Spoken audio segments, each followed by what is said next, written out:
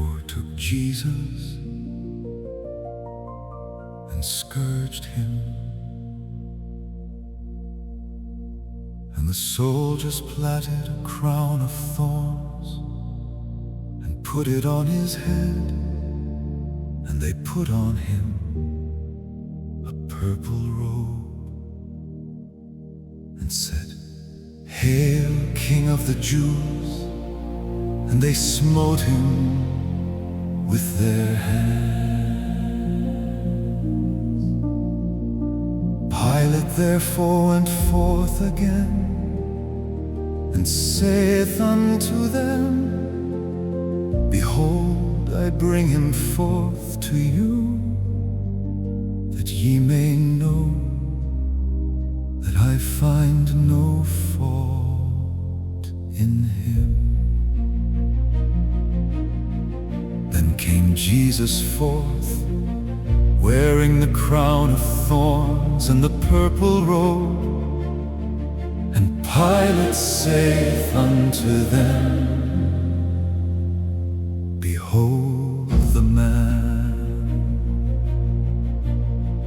When the chief priests therefore and officers saw him, they cried out, saying, "Crucify him, crucify him." Pilate saith unto them, "Take ye him, and crucify him, for I find no fault in him."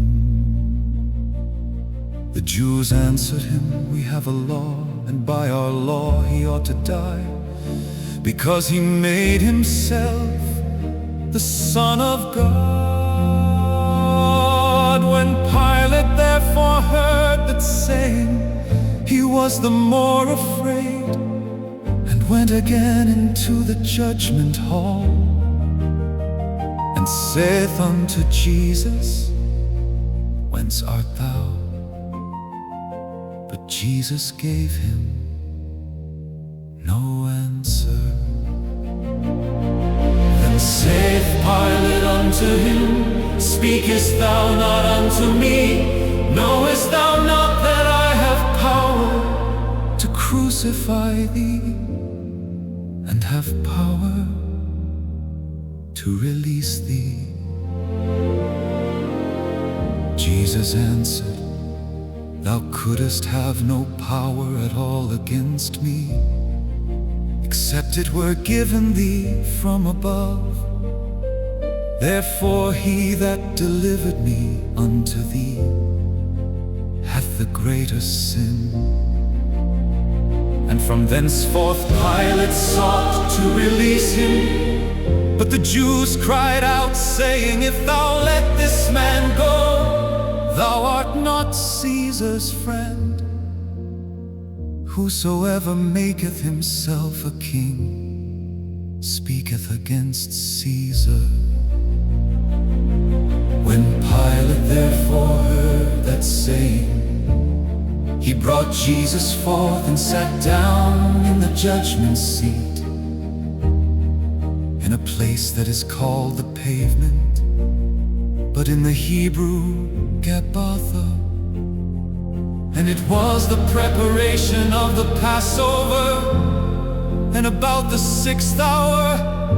And he saith unto the Jews, "Behold your king." But they cried out, "Away with him,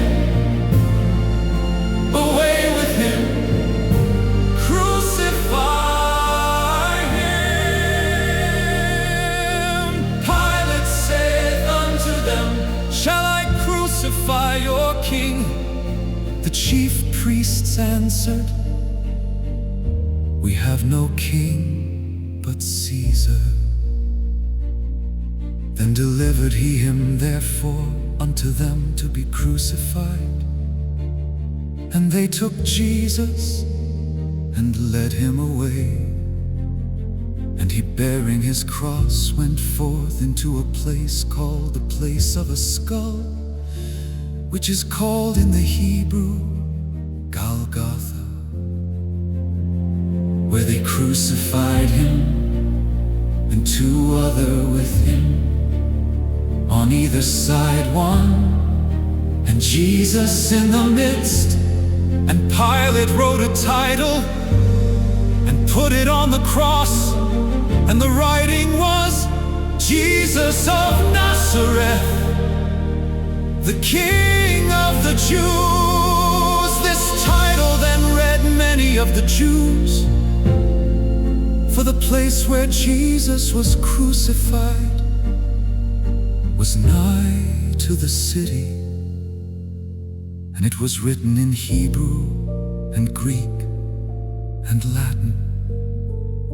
Then said the chief priests of the Jews to Pilate, write not, the King of the Jews, but that he said, I am King of the Jews. Pilate answered, what I have written, I have written. And the soldiers, when they had crucified Jesus, took his garments and made 4 parts, to every soldier a part, and also his coat. Now the coat was without seam, woven from the top throughout. They said therefore among themselves, let us not rend it, but cast lots for it, whose it shall be, that the scripture might be fulfilled, which saith, they parted my raiment among them, and for my vesture they did cast lots. These things therefore the soldiers did.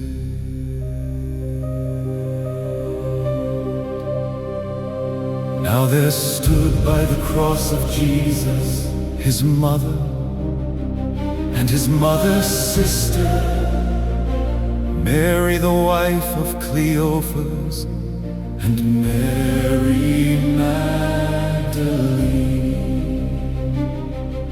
When Jesus therefore saw his mother and the disciple standing by, whom he loved, he saith unto his mother, Woman, behold thy son.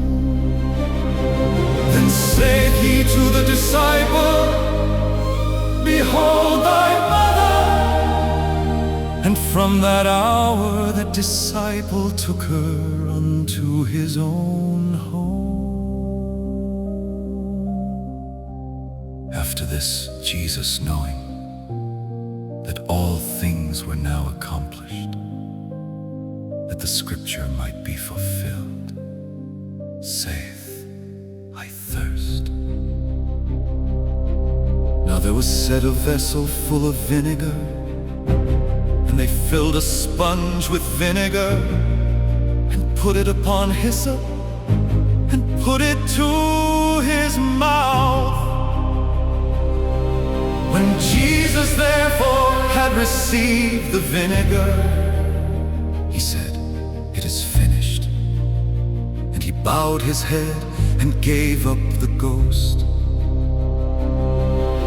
The Jews therefore, because it was the preparation that the body should not remain upon the cross on the Sabbath day, for that Sabbath day was an high day, besought Pilate that their legs might be broken, and that they might be taken away. Then came the soldiers and brake the legs of the first and of the other which was crucified with him. But when they came to Jesus and saw that he was dead already, they brake not his legs,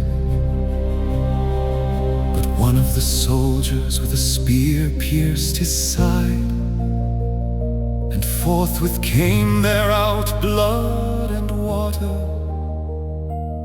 And he that saw it bare record, and his record is true, and he knoweth that he saith true, that he might believe. For these things were done, that the scripture should be fulfilled. A bone of him shall not be broken. And again another scripture saith, they shall look on him whom they pierced.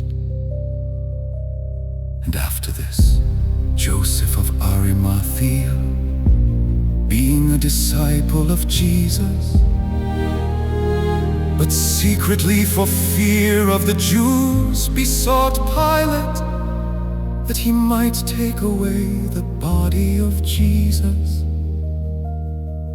And Pilate gave him leave. He came therefore and took the body of Jesus. And there came also Nicodemus, which at the first came to Jesus by night, and brought a mixture of myrrh and aloes, about 100 pound weight. Then took they the body of Jesus, and wound it in linen clothes with the spices, as the manner of the Jews is to bury. Now in the place where he was crucified, there was a garden, and in the garden a new sepulchre, wherein was never man yet laid. There laid they Jesus therefore, because of the Jews' preparation day, for the sepulchre was nigh.